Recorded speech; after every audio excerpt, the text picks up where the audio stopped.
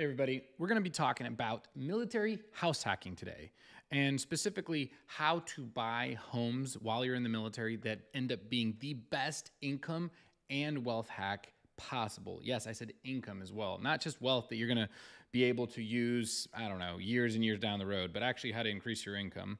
Also, how to make sure that when you do buy a house, that you know the basic calculations so that when you have to PCS or whatever, that it doesn't become a money pit, because that's everybody's main concern. And if you want to learn more in depth about this topic, because I'm just going to be talking about this for a few minutes and going through the down and dirty details, definitely download this book for free at militaryhousehacking.com. This is a #1 bestseller in 9 different categories on Amazon. We released the first version of this in 2018, and it has sold tens of thousands, maybe even 100,000 copies and downloads combined to date. It's amazing. It basically just breaks down how to grow your wealth and income while in the military through house hacking. It's awesome. So without further ado, let's get into it. Now, a lot of people in the military are worried about debt, right? So the first thing I'm going to say is there's a difference between good debt and bad debt. Good debt is the money that is the type of debt that other people pay off, and even better debt is the kind of debt that not only people pay off that debt for you, so you don't have to be paying it off, but that it then actually produces you money more than it costs. See what I'm saying? Now, bad debt is obviously like credit card debt or whatever. That's the kind of debt that you have to pay off yourself, and there's no way around that. So, houses, homes, real estate in America is one of the best investments because it has a multi-layered cake of how it gives you returns. But I'm going to focus on one thing for today, and that's income and cash flow. Cash flow is essentially the profits from the real estate after all expenses. And so when you buy a primary residence, obviously a lot of you all think, well, I'm not going to be making money off of it. I'm going to be spending money on it, right? Well, no. Remember, if you buy a house early on in your career, right? I know that it typically is required for you to be an E5 or married if you're enlisted to be able to have BAH to help you buy a home and live off base. And I know that unless you're at some weird duty assignment, typically officers are allowed to have BAH as well, even as an E1. And so that benefit right there, birthing and housing allowance, tax-free money to pay for your home, is what's paying for the home, right? So just like rent, you got the home, but here's the thing, you can actually make money on top of that. And that's what I'm getting at, is you can, let's say you're okay with living with other people. Maybe you're younger, you don't mind sharing bedrooms, or not sharing bedrooms, but having multiple people live in the same home. When I was in flight school, I saw people do this, and they were in a way better financial position than anybody else. So they would buy a home, 0% down with the VA loan. I can talk to you about that all day, every day. Check out our links. But what they would do then is, let's say it was a 3-bedroom home, they would rent out the other 2 bedrooms. So let's say the home mortgage was $1,500. They would rent out 2 of those bedrooms for, I don't know, $750 a piece. Boom. That home, the mortgage, the $1,500 I was talking about, gets completely paid for by the tenants, the roommates. And, in my case, in flight school, a lot of people are doing this with other flight students. And then the person that owned the home actually didn't have to pay their own mortgage. Their birthing and housing allowance, their BAH came to them into their pocket. They could slowly grow their nest egg, grow a lot of savings, and invest it in other properties, or save up for whatever else they wanted to do, or just live a better lifestyle, right? So this is where it gets a little bit tricky, because a lot of people are like, well, what if I move? I don't want a property manager. Oh, this sounds so difficult. Like, okay, it's not that bad. I mean, if you think about the military, you go through training, it feels uncomfortable, then you figure it out. Same thing with real estate. You get through it, you figure it out, you spend some time with it, then you realize, wow, this is not that scary. You can either self-manage from a distance with all the technology available, or you can hire a property manager to kind of take care of everything for you. And if you're concerned about the income after you PCS, all you have to do is do a simple calculation. Let's go through that right now. It's called PITI PMMV, and all it stands for is principal, interest, taxes, insurance, property management, maintenance, and vacancies. And I actually like to add in reserves. So basically what you're accounting for in that PITI is the mortgage. So principal, interest. So most mortgages are composed of both the interest portion, which is what you're just paying for borrowing that money, and then the principal, which is a little portion that you're actually paying off towards the debt that you owe, right? And then taxes and insurance.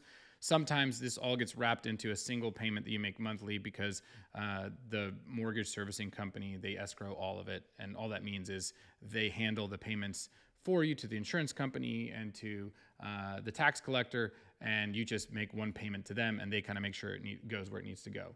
And then the other expenses are property management, like we discussed, but you don't have to do that. You can self-manage if you want. I know a lot of people that don't trust other people managing their homes, while other people are like, hey, I want to not worry about it at all, so I'm going to spend a lot of time vetting a good property manager, maybe even paying them 8-10% to cover everything, but at least I don't have to worry about it, right? And then there's maintenance, vacancies. Vacancies is something you just have to think about. It happens maybe once a year when your tenant rotates out and a new one comes in. Maybe a week, 2, 3, your property is empty. But if you think about it, if you extend that, you spread it out over 12 months and kind of think about what that gap in income is on a monthly basis, that's what I'm talking about here.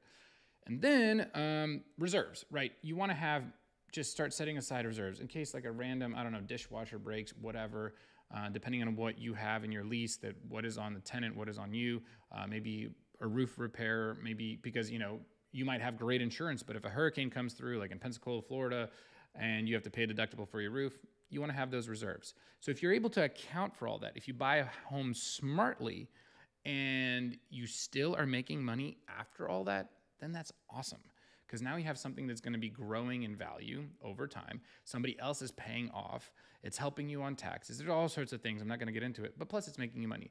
And if you do this at every single duty station, guess what? You're acquiring small mini paychecks along the way that they actually grow year over year because of inflation and because of, hopefully you bought it in a good market where the demand is going up and demand is going up. And so you're able to increase the rents year over year. So going back to the house hacking portion, the way you want to do this is you want to, when you buy a house, be conservative on your what's called underwriting or deal analysis. And you pretend that you're a renter 2 or 3 years down the road whenever you leave that duty station, maybe a year down the road. And you're like, okay, if I was going to rent this out, what do I think the rent is going to be? And you can ask a property manager to do analysis for you, or you can just go like Zillow or something and just be like, hey, how much do comparable homes rent out for right now? And you just look at the data on Zillow and be like, okay, I think my home's going to rent out for $1,500. Okay, sweet. How much is my mortgage going to be? How much is this, that, the other thing? And you just calculate it out and see if you're at least breaking even. If you're at least breaking even on a primary residence, like a home you lived in after your PCS, that's a win in my book because still you have somebody else paying it off for you and it's just growing in value. It's basically like a free TSP that somebody else is building for you. So that's the power of house hacking. It's the power to buy a home 0% out of pocket. You have the power to rent out the other bedrooms. Oh, wait, here's another thing. With the VA loan, you can buy actually like a fourplex even. There's actually even crazier things you can do with it, but like you can buy a duplex, triplex, fourplex. So maybe you're not comfortable with sharing the actual living space in the bedrooms with others, but you can, what if you're okay with just sharing a wall? So you have 2 or 3, 4 maybe homes connected or in the same plex, right? And you're okay with having neighbors that are your tenants. And it's the same game. Like, yes, you're going to have to pay more for the property because it's probably valued at more because it's multiple homes, but you have other people paying off the loan for you, right? You don't have to pay for it. And again, it's just super powerful because you're still getting BAH. And even if the other 3 units aren't going to fully cover your mortgage, maybe you use some of your BAH, but you're still in a way better position, right? So you just have to run your numbers and see if it makes sense. And like I said, the simplest way is PITI, PMMV, and sometimes reserves, actually all the time reserves. And that's really all it is. It's not that scary. So if you enjoyed this video, if you think it makes sense, highly, highly, highly recommend going to militaryhousehacking.com, downloading this book, or to activedutypassiveincome.com, which is our community education company, where we create education for our military community to invest in real estate and grow their wealth and income, because we believe that that's what we really want. Okay, I'm just going to be just flat out. We want to focus also on income, not so much wealth down the road, because we want to live a better lifestyle.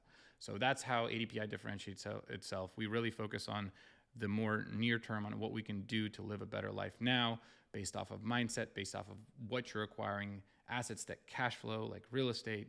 And then we help each other. We work together on this stuff. We partner on properties, and then we meet up in person. So if you're watching this video and you're like, hey, I'd love to meet a bunch of hundreds of other real estate investors that are have a military background or are still in the military, check out adpicon.com. It's our conference that we do annually now, and it's going to be in San Antonio in 2023. If you're watching this later, I'm not sure where it's going to be, but it's going to be somewhere awesome, and it's amazing. So, all right, Mark Jan Sitch is out. Talk to you later.